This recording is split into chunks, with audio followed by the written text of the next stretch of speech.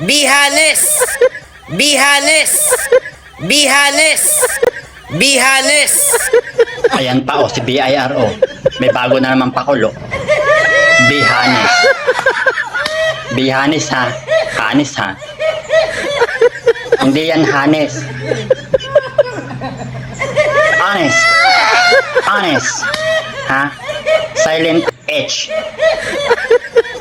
Yutang inames. So BIR. Available naman ang Google. Ha? May YouTube. Kahit sa TikTok, pwede mong gamitin kung paano i-pronounce yan. Hindi yan hanes. Hanep. Silent H. Ha? Honest.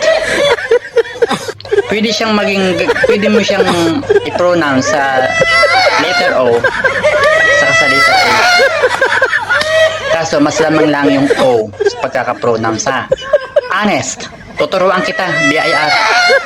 Kasi yung Bureau International Revenue, ginawa mong international. Tapos ngayon yung honest, ginawa mong hanes. Ano yan? Yan na naman tayo eh. Nagpapakita naman kayo ng mga ka-iti-iti. Ano sabi ko? Iti-iti.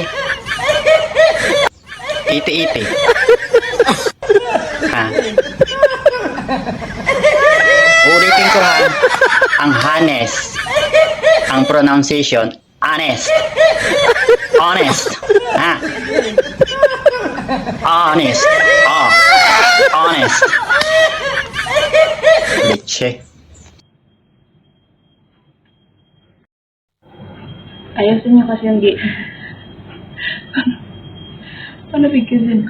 Honest.